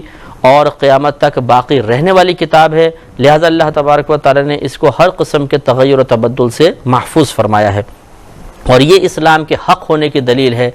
کسی بھی مذہب کی کوئی ایسی کتاب دکھا دی جائے کہ جس میں کوئی تغیر و تبدل نہیں ہوا، لیکن قرآن عظیم ایک ایسی کتاب ہے کہ اس میں کوئی تبدیلی نہیں ہوئی۔ نبی کریم صلی اللہ علیہ وسلم کے دور مبارکہ سے لے کر قیامت تک پورا قرآن ایک ہی ہے۔ تنزیل من حکیم حمید، یہ نازل کردہ ہے حکیم حمید کی طرف سے، حکیم حکمت والا، حمید جس کو سراہا گیا ہو، اس کی تعریف کی گئی ہو، اس کی حمد کی گئی ہو، یہ اس کی طرف سے نازل کردہ ہے۔ ما یقال لک الا ما قد قیل للرسل من قبلک، اے حبیب کریم صلی اللہ علیہ وسلم نہیں فرمایا گیا آپ سے مگر وہی جو بے شک کہا گیا رسولوں سے آپ سے پہلے۔ ایسے ہی مطلب آپ کے ساتھ معاملہ ہوا، ایسے ہی پچھلے رسولوں کے ساتھ بھی ہو چکا ہے۔ ان ربک لذو مغفرۃ وذو عقاب علیم، بے شک آپ کا رب ضرور بخشنے والا ہے اور دردناک عذاب والا ہے، دردناک عذاب دینے والا ہے۔ تو اگر یہ لوگ کفار آپ کے ساتھ برا سلوک کرتے ہیں تو پچھلے انبیاء علیہ السلام کے ساتھ بھی ایسا سلوک ہوا ہے۔ اللہ تبارک و تعالیٰ بخشنے والا بھی ہے، اگر یہ توبہ کر لیں، اور نہ توبہ کرے تو پھر وہ دردناک عذاب والا بھی ہے۔ وَلَوْ جَعَلْنَاهُ قُرْآنًا أَعْجَمِيًّا، اور اگر ہم بناتے اسے ایسا قرآن جو عجمی زبان میں ہے، لَقَالُوا، تو ضرور یہ کفار کہتے، لَوْلَا فُصِّلَتْ آیَاتُهُ، کیوں نہیں تفصیل سے بیان کی گئیں اس کی آیات۔ یہ کفار بعض اوقات یہ اوٹ پٹانگ مطالبات ہوا کرتے تھے، وہ کہتے تھے عربی زبان میں کیوں نازل ہوا ہے، عجمی زبان میں کیوں نازل نہیں ہو گیا۔ اس کا جواب دیا جا رہا ہے کہ اگر یہ عجمی زبان میں ہوتا تب بھی تم یہ کہتے کہ جس کی آیتیں تو ہمیں سمجھ میں نہیں آ رہی ہیں، عجمی زبان میں ہے تو ہم کیسے بیان کر سکتے ہیں۔ اعجمی و عربی، یہ کفار کی طرف سے یہ اعتراض ہوتا کہ قرآن عجمی زبان میں اور نبی عربی، یعنی عربی زبان والا نبی۔ قل، اے حبیب کریم صلی اللہ علیہ وسلم آپ فرما دیجئے، ہوا للذین آمنوا، یہ قرآن ان لوگوں کے لیے جو ایمان لائیں، ہدن، ہدایت ہے، و شفاء، اور شفا ہے، یعنی اس سے ہدایت بھی حاصل ہوتی ہے، اور اگر چاہیں تو اس کو شفا کے لیے بھی استعمال کر سکتے ہیں، حصول شفا کے لیے۔ والذین لا یؤمنون فی آذانہم وقر، اور وہ لوگ جو ایمان نہیں رکھتے ہیں ان کے کانوں میں رکاوٹ ہے، روئی ڈال دی گئی ہے گویا کہ، وہم علیہم عمن، اور وہ لوگ ایسے ہیں کہ ان پر اندھا پن مسلط ہے، یعنی یہ نہ کچھ حق دیکھتے ہیں اور کانوں کے اندر ایسا محسوس ہوتا ہے جیسے روئیاں ڈال لی گئی ہیں، ان کو کچھ سنائی نہیں دیتا ہے، حق کی بات سنتے نہیں۔ اولئک ینادون من مکان بعید، یہ وہ لوگ ہیں کہ ندا دی جاتی ہے انہیں دور مکان سے۔ یہ اصل میں تشبیہ کے لیے ہے کہ گویا کہ یہ ایسے ہیں جو بہت دور سے کوئی آواز دی جا رہی ہو، تو آپ نے بھی محسوس کیا ہوگا کہ اگر بہت دور سے آواز آتی ہے تو ہم کان لگا کے سنتے ہیں کیسی آواز ہے، ہمیں واضح طور پہ سمجھ میں نہیں آتا۔ تو ان کے سامنے جب کوئی گفتگو کی جاتی ہے، نبی کریم کلام فرماتے ہیں تو یہ ایسا رویہ اختیار کرتے ہیں کہ جیسے یہ بہت دور کھڑے ہیں اور ان کو نبی کی بات سمجھ میں نہیں آ رہی، تو یہ ان کی بدبختی تھی۔ وَلَقَدْ آتَيْنَا مُوسَى الْكِتَابَ، اور ضرور بے شک عطا کیا ہم نے موسیٰ علیہ السلام کو کتاب، فَاخْتُلِفَ فِيهِ، تو اختلاف کیا گیا اس کتاب میں، وَلَوْلَا كَلِمَةٌ سَبَقَتْ مِنْ رَبِّكَ، اور اگر نہ ہوتے چند ایسے کلمات جو سبقت لے گئے تیرے رب کی طرف سے، یعنی یہ کہ ان کو آخرت میں عذاب دیا جائے گا، یہاں عذاب نہیں دیا جائے گا، اگر ایسا نہ ہوتا لَقُضِيَ بَيْنَهُمْ، تو ضرور فیصلہ کر دیا جاتا ان کے درمیان۔ یعنی یہ جو عذاب میں تاخیر ہے یہ اللہ تبارک و تعالیٰ کی عاجزی کی بنا پر نہیں ہے، معاذ اللہ تعالیٰ کی کمزوری کی بنا پر نہیں ہے، لیکن قانون قدرت یہ ہے، اللہ تعالیٰ کی عادت کریمہ یہ ہے کہ جب وہ کسی چیز کا فیصلہ فرما دیتا ہے تو اپنے فیصلوں کو بدلتا نہیں ہے۔ چنانچہ آخرت میں چونکہ بعض ایسے کفار تھے جن پہ عذاب نازل نہیں ہوا، خصوصاً اس امت کے، کہ ان کے لیے فیصلہ یہی ہے کہ اگر وہ حالت کفر میں مر گئے تو آخرت میں ان پر عذاب ہوگا۔ یہ اگر اللہ کا فیصلہ پہلے نہ ہو چکا ہوتا تو ان پر بھی عذاب نازل ہو جاتا۔ وَإِنَّهُمْ، اور بے شک وہ، لفی شک منہم مریب، ضرور اس کی طرف سے ایک دھوکہ ڈالنے والے شک میں ہیں، یعنی یہ کفار جو ہیں وہ ایک شک میں مبتلا ہیں، ایسی چیز جو کہ اللہ نے پیدا فرمائی، یعنی یہ عذاب کو کے اندر تاخیر کرنا، دیر سے ان کی گرفت کرنا، وہ یہ اللہ کی طرف سے چونکہ پیدا کیا گیا ہے تو اللہ کی طرف سے پیدا شدہ اس چیز کے بارے میں شک میں مبتلا ہو گئے کہ اگر یہ اللہ تعالیٰ کا وعدہ حق ہوتا یا معاذ اللہ ثم معاذ اللہ نبی حق ہوتے تو یقیناً فوراً ہم پہ عذاب نازل ہوتا۔ اس کی تاخیر یہ ثابت کر رہی ہے کہ ایسی کوئی بات نہیں ہے، یعنی یہ تاخیر عذاب نے انہیں شکوک میں مبتلا کر دیا۔ من عمل صالحا فلنفسہ ومن اساء فعلیہا، جو شخص نیک عمل کرے فلنفسہ، تو اپنے فائدے کے لیے، اپنی ذات کے لیے ہی کرتا ہے، ومن اساء جو برائی کرے فعلیہا تو وہ اسی پر پڑے گی، یعنی وہ اس کا نقصان خود پائے گا۔ معلوم یہ ہوا کہ اللہ تبارک و تعالیٰ کو کوئی نیک عمل فائدہ نہیں پہنچاتا اور کسی برے عمل سے اللہ کو کوئی نقصان نہیں، اس کا فائدہ اور نقصان کرنے والے کو پہنچتا ہے۔ وما ربک بظلام للعبید، اور نہیں ہے تیرا رب بندوں پر ظلم کرنے والا۔ الحمدللہ یہاں تک 24 سپارے مکمل ہو گئے۔ اب 25ویں سپارے کا آغاز ہے، الیہ یرد علم الساعہ، اسی کی طرف لوٹایا جاتا ہے قیامت کا علم۔ مطلب یہ ہے، سمجھایا جا رہا ہے کہ اگر کوئی کفار تم سے سوال کریں کہ یہ بتاؤ قیامت کب آئے گی، تو تم کہو کہ اس کا علم اللہ تبارک و تعالیٰ کی طرف ہی لوٹایا جاتا ہے، یعنی اللہ تبارک و تعالیٰ نے اس کے علم کے اظہار کی کسی کو اجازت نہیں دی ہے۔ چنانچہ یہ مخفی معاملہ رکھا گیا ہے تاکہ لوگوں کے قلب میں خوف رہے اور وہ اللہ تعالیٰ کی عبادت کی طرف مائل رہیں، یا جو اللہ تعالیٰ کی اس میں حکمت ہو، بہرحال اس کا علم اللہ تعالیٰ نے اپنے پاس ہی محفوظ رکھا۔ اور اپنے پاس محفوظ رکھنے کا مطلب یہ نہیں ہے کہ کسی کو بھی نہیں دیا، کیونکہ بہت سے اکابرین اسلام سے ثابت ہے اور وہ اس بات کو تسلیم کرتے ہیں کہ قیامت کا علم نبی کریم صلی اللہ علیہ وسلم کو دیا گیا، لیکن آپ کو اس کے اظہار کی اجازت نہیں دی گئی تھی۔ وما تخرج من ثمرات من اکمامها، اور جو کوئی پھل اپنے غلاف سے نکلتا ہے، وما تحمل من انثى، اور جو بھی مؤنث حاملہ ہوتی ہے، ولا تدعو، اور جو بھی وہ بچہ جنتی ہے، الا بعلمہ، وہ اللہ تبارک و تعالیٰ کے علم میں ہی ہے۔ اگر آپ چاہیں تو سب کو معنافیہ بنائیں، میں نے اس کو مثبت جملہ کر کے پیش کیا، حصر پیدا کر کے، یہ بھی بالکل صحیح ترجمہ ہے۔ آپ چاہیں تو یوں کر سکتے ہیں، اور نہیں نکلتا ہے کوئی پھل اپنے غلاف سے، اور نہیں حاملہ ہوتی کوئی مؤنث، اور نہیں بچہ جنتی وہ مگر اللہ تعالیٰ کے علم کے ساتھ۔ تو یہ بھی ایک اسلوب ہوتا ہے، ہم جب اردو میں ترجمہ کرتے ہیں تو اس کو مثبت بنا لیتے ہیں کہ جو کچھ غلاف سے پھل نکلتے ہیں، جو مؤنث حاملہ ہوتی ہے، جو بچہ جنتی ہے، وہ اللہ تعالیٰ کے علم میں ضرور ہوتا ہے۔ وَيَوْمَ يُنَادِيهِمْ، اور جس دن ندا دے گا اللہ تبارک و تعالیٰ انہیں، خود ندا دے گا یا اللہ کی طرف سے ایک فرشتہ ندا دے گا، أَيْنَ شُرَكَائِي، کہاں ہیں تمہارے، کہاں ہیں میرے شرکا،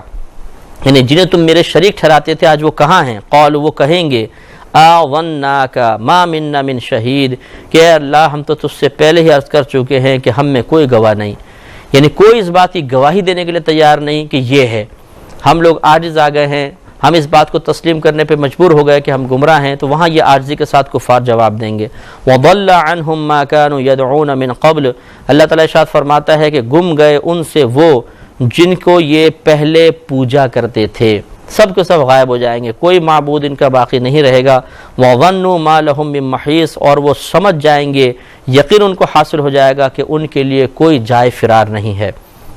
لا يسأم الانسان من دعاء الخیر، اللہ تعالیٰ فرماتا ہے کہ انسان بھلائی کی دعا سے نہیں اکتاتا، وہ تو مانگتا رہتا ہے بھلائیاں۔ وَإِن مَسَّهُ الشَّرُّ، اور جب کوئی برائی اس کو پہنچتی ہے، فَيَئُوسٌ قنوط، تو نا امید ہو جاتا ہے، آس توڑنے والا ہو جاتا ہے۔ یعنی گویا کہ جب یہ بھلائی مانگتا ہے تو پھر تو بڑا خوش و خرم رہتا ہے، بھلائی ملتی رہتی ہے تو بھلائی کی طلب کرتا رہتا ہے، لیکن اگر اللہ تبارک و تعالیٰ کی طرف سے کوئی آزمائش اس پہ مسلط کر دی جائے تو فوراً نا امید ہو جاتا ہے اور آس کو اللہ تعالیٰ سے توڑ بیٹھتا ہے۔ یہ ایک کافر انسان کی فطرت اصل میں بیان کی جا رہی ہے، لیکن اگر یہ مسلمان میں بھی پائی جائے یہ عادت تو اسے یاد رکھنا چاہیے کہ یہ مومنانہ عادت نہیں ہے، کافرانہ عادت ہے۔ اس عادت کی بنا پر ہم اس شخص کو کافر تو نہیں کہیں گے، لیکن اتنا ضرور ہے کہ یہ کہا جائے گا کہ آپ میں ایک ایسی عادت موجود ہے جو حقیقتاً کفار کے اندر ہونی چاہیے تھی، کہ انہی کے بارے میں اللہ نے بیان فرمایا ہے، لہٰذا آپ اس عادت کو دور کیجئے۔ ایک اور بری عادت کا تذکرہ ہو رہا ہے کہ وَلَئِنْ أَذَقْنَاهُ رَحْمَةً مِنَّا مِنْ بَعْدِ ضَرَّاءَ مَسَّتْهُ، اور اگر ہم اسے اپنی رحمت کا مزہ چکھائیں اس تکلیف کے بعد جو اسے پہنچی تھی، لَيَقُولَنَّ، تو ضرور وہ کہے گا، هَذَا لِي، یہ تو میری طرف سے ہے، یعنی یہ میرے لیے ہے، میری طرف سے ہے، میرا کمال ہے۔ جیسے کہ آج کل بھی بے وقوف قسم کے لوگ ہوتے ہیں کہ جب مصیبت میں گھر جاتے ہیں بری طریقے سے، اللہ یاد آتا ہے، دعائیں مانگ رہے ہیں، تعویذات کر رہے ہیں اور دعائیں کروا رہے ہیں، نمازیں پڑھ رہے ہیں، پھر جب اللہ تبارک و تعالیٰ کا کرم ہوتا ہے وہ چیز دور ہو جاتی ہے، تو یہ نہیں کہتے کہ جی ہم نے بڑی دعائیں مانگی تھی اللہ تعالیٰ نے کرم فرما دیا، بلکہ وہ کہتے ہیں دیکھا میرا کمال، میری تدبیروں نے ایسا کیا ہے. یہ غلط طریقہ ہے، کفار کی عادت ہے. وما اظن الساعة قائمة، اور وہ کہتا ہے کہ میرا گمان یہ ہے کہ قیامت قائم نہ ہوگی. وَلَئِن رُجِعْتُ إِلَىٰ رَبِّي، اور البتہ اگر لوٹایا گیا میں اپنے رب کی طرف، إِنَّ لِي عِندَهُ لَلْحُسْنَى، تو بے شک میرے لیے اس کے پاس ضرور بھلائی ہوگی. تو یہ کافر ہے کہ جس کا یہ خصلت بیان کی جا رہی ہے کہ جب اللہ تعالیٰ اس کو کوئی نعمت دیتا ہے تو وہ بہت خوش ہوتا ہے، اور لیکن اس نعمت کو اللہ تعالیٰ کا فضل قرار نہیں دیتا، اپنا کمال قرار دیتا ہے. اور جب اس کو ڈرایا جائے کہ جی قیامت قائم ہوگی، تم اللہ تعالیٰ کی بارگاہ میں جا کے حساب و کتاب تم دو گے، وہاں دینا پڑے گا، تو وہ کہتا ہے کہ میرا گمان تو یہ ہے کہ پہلا بات تو کہ قیامت قائم نہیں ہوگی، اور بالفضل قیامت قائم بھی ہوگی. تو یہ کفار خود کہا کرتے تھے کہ دیکھو ہمارے پاس یہ نعمتیں ہیں کہ نہیں، یہ اس بات کی علامت ہے کہ تمہارا رب ہم سے راضی ہے. تو جب دنیا میں ہمیں نعمت عطا فرما رہا ہے تو ہمارا گمان ہے کہ آخرت میں بھی ہمیں نعمت عطا فرمائے گا. اس قسم کی بوگس دلیلوں کے ذریعے اپنے قلب کو جھوٹا اطمینان دلوانے کی کوشش کرتے تھے اور مسلمانوں کو خاموش کروانے کی ناکام کوشش کیا کرتے تھے. فَلَنُنَبِّئَنَّ الَّذِينَ كَفَرُوا بِمَا عَمِلُوا، تو ضرور ہم خبر دیں گے ان لوگوں کو جو کافر ہوئے اس کی جو وہ برے عمل کیا کرتے تھے. وَلَنُذِيقَنَّهُمْ، اور ضرور چکھائیں گے ہم انہیں من عذاب غلیظ، سخت عذاب، سخت قسم کا عذاب انہیں چکھائیں گے. وَإِذَا أَنْعَمْنَا عَلَى الْإِنسَانِ، اور جب انعام عطا فرمائیں ہم کسی انسان پر، اعرضا، تو وہ منہ پھیر لیتا ہے. یعنی پہلے اللہ کی طرف متوجہ رہتا ہے، مصیبت پہ اللہ یاد آتا ہے، لیکن جب اللہ تعالیٰ احسان فرما دے تو بھول بھال جاتا ہے. وَنَأَى بِجَانِبِهِ، اور اپنی طرف دور ہٹ جاتا ہے، یعنی اپنے معاملوں میں مشغول ہو جاتا ہے. وَإِذَا مَسَّهُ الشَّرُّ، اور جب اسے کوئی تکلیف پہنچتی ہے، فَذُو دُعَاءٍ عَرِيضٍ، تو وہ چوڑی دعا والا ہو جاتا ہے، پھر بڑا گڑ گڑا کے دوبارہ اللہ کی طرف رجوع کر لیتا ہے. یہ ایک برا عمل ہے جو اللہ تبارک و تعالی یہاں پر بیان فرما رہا ہے کہ مصیبت میں اللہ کو یاد کرنا اور خوشی کے وقت میں بھول جانا. تو مصیبت کے وقت میں اللہ کو یاد کرنا یہ تو برا نہیں، بہت اچھی بات ہے، لیکن برائی یہ ضرور ہے کہ جب اللہ تعالیٰ راحت عطا فرمائے تو اس کو فراموش کر دیا جائے اور اس راحت کو، اس حصول نعمت کو اپنا کمال قرار دیا جائے. یہ دونوں چیزیں غلط ہیں. قل ارأیتم، اے حبیب کریم صلی اللہ علیہ وسلم آپ فرما دیجئے کہ ذرا یہ بتاؤ، ان کان من عند اللہ، کہ اگر یہ قرآن اللہ تعالیٰ کے پاس سے ہے بالفرض، اور واقعی ہے بھی، لیکن یہ قضیہ فرضیہ کے طور پر بیان ہو رہا ہے، ثم کفرتم بہ، پھر تم اس کا انکار کر دو، من اضل ممن ہوا فی شقاق بعید، تو اس سے بڑھ کر گمراہ کون جو دور کی ضد میں پڑ گیا ہے. یعنی تم نہیں مانتے کہ یہ اللہ کی کتاب ہے. ایک لمحے کے لیے فرض کر لو اگر یہ اللہ کی کتاب ہو اور پھر بھی تم اس کا انکار کرو تو بتاؤ کھلی گمراہی میں ہوگے کہ نہیں ہوگے. تو جب فرضی طور پر وہ اس بات کو تسلیم کر لیں گے کہ قرآن اللہ کی کتاب ہے تو انہیں ماننا پڑے گا کہ ہاں یہ کھلی گمراہی ہے. تو اب اگر یہ ثابت ہو جائے کہ واقعی اللہ کی کتاب ہے تو آپ پہلے اس کا اقرار کر چکے ہیں، آپ کو ماننا چاہیے کہ آپ کھلی گمراہی میں ہیں، اور ہزارہ دلائل اس پر موجود ہیں کہ قرآن اللہ کی کتاب ہے. سنریہم، ان قریب دکھائیں گے ہم انہیں، آیاتنا، اپنی نشانیاں، فی الآفاقی، دنیا میں، وفی انفسہم، اور خود ان کی ذاتوں میں، حتی یتبین لہم، یہاں تک کہ ظاہر ہو جائے گا ان کے لیے، انہ الحق، کہ بے شک یہ قرآن حق ہے. یعنی اللہ تبارک یا یہ رسول حق ہے، یہ اللہ تعالی حق ہے. اللہ تعالیٰ نے فرمایا کہ ان قریب ہم انہیں نشانیاں دکھائیں گے. نشانی تو پہلی کائنات میں موجود ہے، مطلب یہ کہ اس کی طرف بار بار متوجہ کریں گے تاکہ یہ توجہ کریں کائنات میں موجود نشانیوں پر اور اپنی ذات میں موجود نشانیوں پر. حقیقتاً ہمیں کہیں جانے کی ضرورت نہیں. اگر ہم اپنی ذات پر غور کریں تو اقرار کرنا پڑے گا کہ ایک خدا اس کائنات میں موجود ہے جو پورے کائنات کو کنٹرول فرما رہا ہے اور زبردست نظام چلا رہا ہے. آپ دیکھیں نا، آپ کھانا کھا کے فارغ ہو جاتے ہیں، آپ کے پیٹ میں لقمہ گیا، آٹومیٹک نظام شروع ہو جاتا ہے. اندر کارخانے لگے ہوئے ہیں، مختلف قسم کی مشینیں لگی ہوئی ہیں. ایک ہے بڑا معدہ ہے ہمارا، وہ سب کو ہضم کرے گا، جو کچرا ہوگا اسے ایک دوسرے جگہ پھینک دے گا،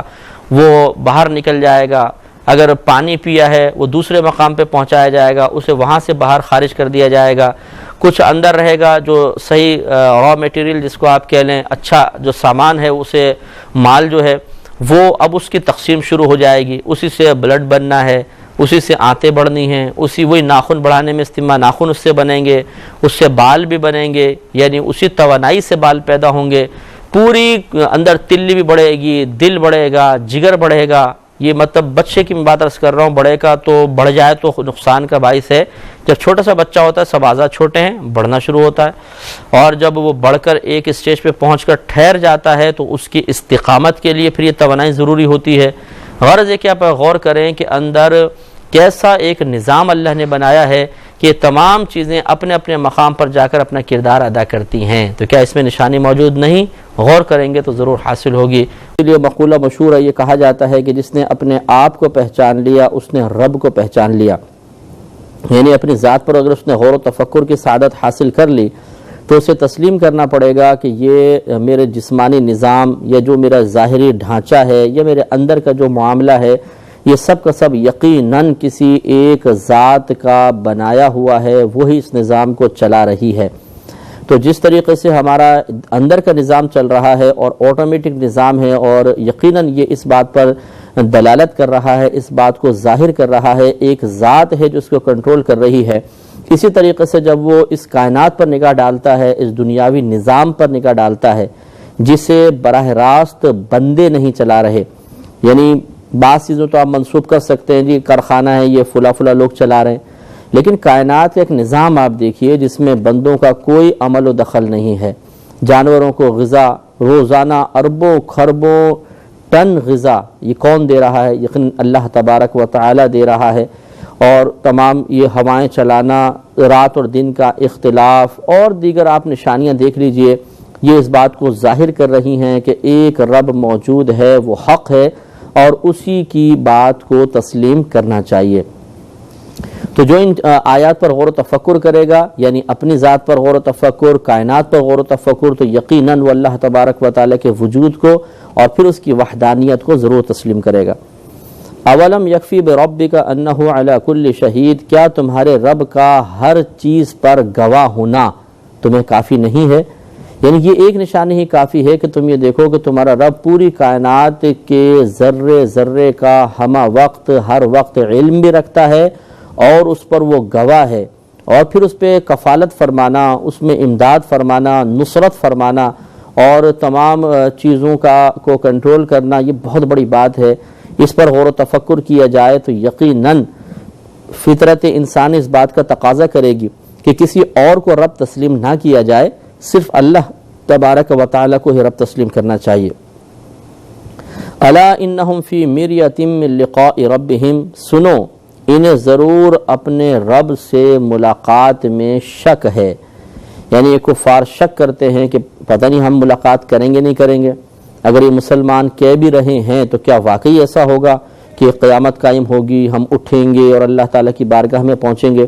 تو یہ کفار شک میں ہیں، لیکن الحمدللہ مسلمان شک میں ہوتا نہیں ہے، ہاں اسے شک میں ڈالا جا سکتا ہے۔ جیسے ہمارے خصوصاً اسکول کالج کے یونیورسٹیز کے طالب علم اور طالبات جن کا گھرانہ بھی اتنا مذہبی نہ ہو، گھر میں اتنے زیادہ مذہبی رجحان نہ ہو، تو یہ عموماً صرف ہر چیز کو عقلی لحاظ سے پرکھنے کی کوشش کرتے ہیں۔ پھر معذرت کے ساتھ یونیورسٹیز وغیرہ میں بعض ایسے حضرات بھی ہوتے ہیں جنہیں پروفیسر یا ٹیچرز کی حیثیت سے جانا جاتا ہے، اور وہ بھی مطلب ایسا مائنڈ نہیں رکھتے ہیں کہ جو بالکل اسلامی تعلیم کے موافق ہو، وہ بھی بچوں کو اس قسم کا ذہن دینے کی کوشش کرتے ہیں کہ آخرت کچھ بھی نہیں ہے، اور یہ کیسے ہو سکتا ہے کہ ایک آدمی مٹی میں ملنے کے بعد پھر دوبارہ زندہ ہو اور پھر وہاں حساب و کتاب ہو، یہ سب ایسے ہی باتیں۔ تو یہ غلط چیز ہے، یہ کفار کا نظریہ تھا، کفار کا عقیدہ تھا۔ وہ اس بات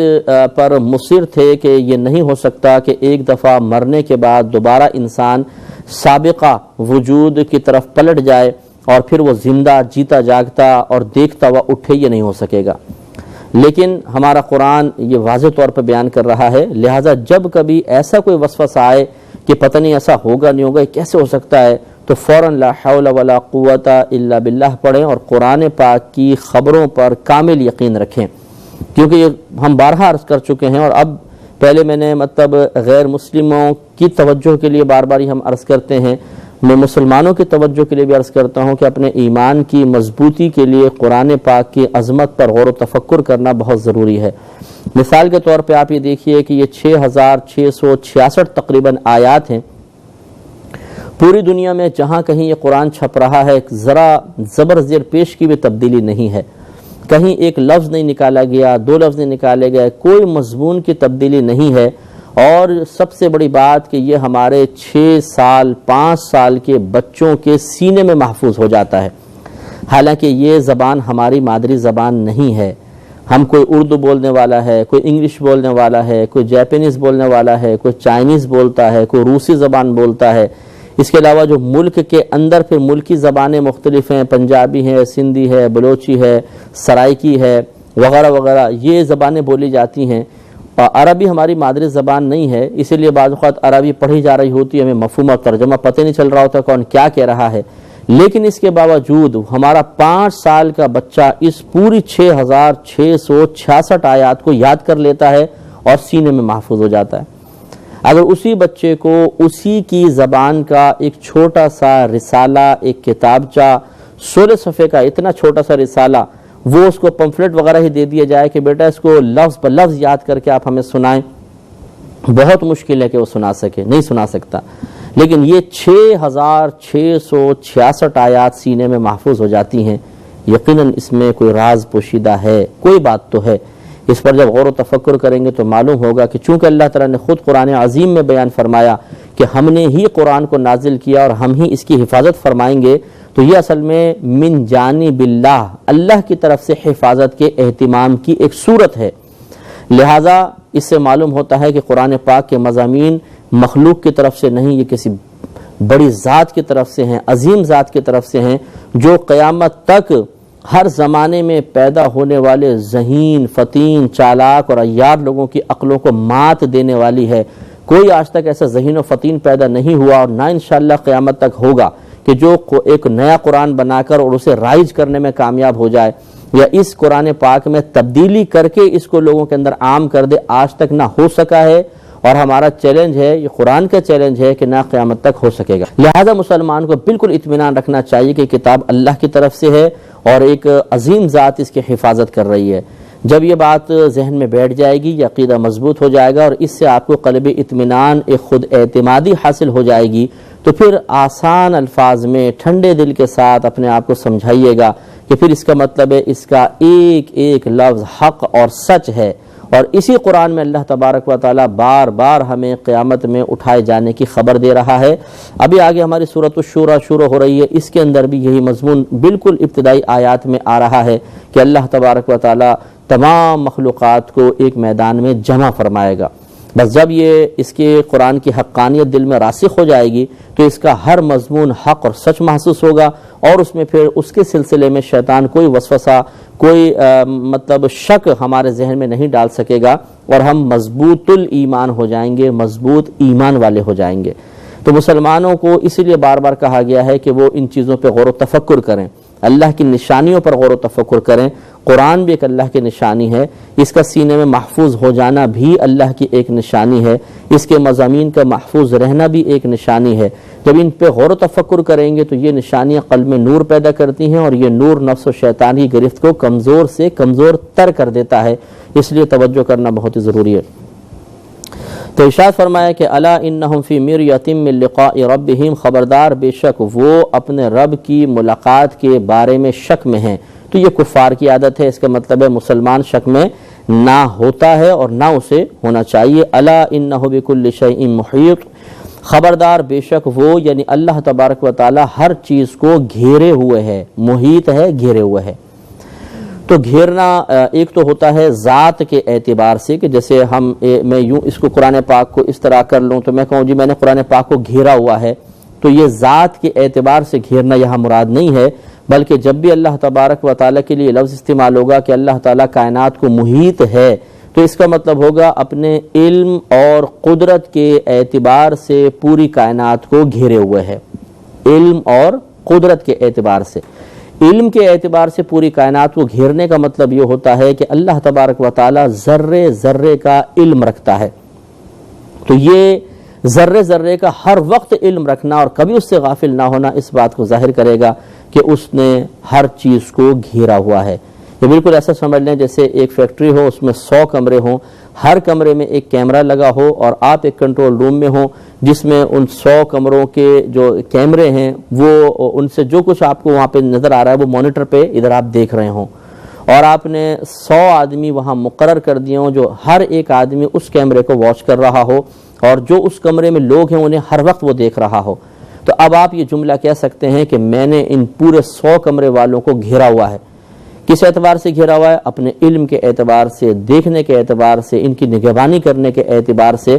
لیکن یہاں پر ہم تو خیر عاجز اور کمزور ہیں کہ 100 کیمرے پھر 100 آدمی، ایک آدمی ایک کیمرے کو دیکھ رہا اور اس میں وہ تھک جائے گا، لیکن اللہ تبارک و تعالی پوری کائنات کے ذرے ذرے کو اکیلا ملاحظہ فرما رہا ہے، ہر وقت ملاحظہ فرما رہا ہے۔ رات کے اندھیرا ہو، آندھی ہو، طوفان ہو، بارشیں ہوں، قحط ہو، کچھ بھی ہو، کوئی چیز کسی بھی وقت اس کی نگاہوں سے اوجھل نہیں ہوتی، اس کے علم سے باہر نہیں ہوتی۔ تو یہ اس کے علم کے اعتبار سے پوری کائنات کو گھیرنے کا مطلب ہے، اور قدرت کے اعتبار سے گھیرنے کا مطلب یہ ہے کہ اللہ تبارک و تعالی پوری کائنات کے ذرے ذرے میں جس وقت چاہے، جیسی چاہے تبدیلی کرنے کا اختیار رکھتا ہے۔ جس کو چاہے پیدا کر دے، جس کو چاہے مار دے، جس کو چاہے بڑا کر دے، جس کو چاہے چھوٹا کر دے، جس کو چاہے صحت یاب کر دے، جس کو چاہے بیمار کر دے، جس کو چاہے عیب ناک کر دے، جس کو چاہے عیب سے دور فرما دے۔ اسے ہر چیز میں تصرف کا کل اختیار ہے، اسے اس کے لیے کسی سے پرمیشن لینے کی ضرورت نہیں ہے کہ میں ایسا کر لوں یا نہ کروں، بلکہ مکمل کل اختیار ہے، جس کو چاہے جیسے چاہے تبدیل کر دے۔ یہ قدرت کے اعتبار سے پوری کائنات کو گھیرنے کا مطلب ہے۔ تو اللہ تبارک و تعالیٰ کی ذات تو ہماری عقل میں آ ہی نہیں سکتی، اس کی ذات ایسی ہے، اتنی پوشیدہ رکھی گئی ہے مخلوق سے کہ ہماری عقلیں اس کی ذات تک صحیح رسائی حاصل کر ہی نہیں سکتی ہیں۔ یعنی نہ اللہ کا تصور آ سکتا ہے، نہ اللہ تبارک و تعالیٰ کے بارے میں، ذات کے بارے میں کوئی ہم ایسا مطلب تصور قائم کر سکتے ہیں جیسے عام لوگوں کے لیے قائم کر سکتے ہیں، یہ ممکن ہی نہیں ہے۔ لہٰذا پھر اللہ کے بارے میں اتنا ہی غور و تفکر کرنا بس ضروری ہوتا ہے اور لازم ہے، اور اتنا ہی نظریے کو ذہن میں رکھنا چاہیے کہ اللہ تبارک و تعالیٰ اس کائنات میں موجود ہے اور اپنے علم اور قدرت کے اعتبار سے پوری کائنات کو گھیرے ہوئے ہے۔ یہ بس ایک بات ہے جو اللہ تعالیٰ نے یہاں پر بیان فرمائی، اور اللہ کی ذات کے بارے میں اتنا ہی عقیدہ رکھنا عافیت کے ساتھ ہے، اس سے آگے بڑھیں گے تو خرابی لازم ہو سکتی ہے۔ صدق اللہ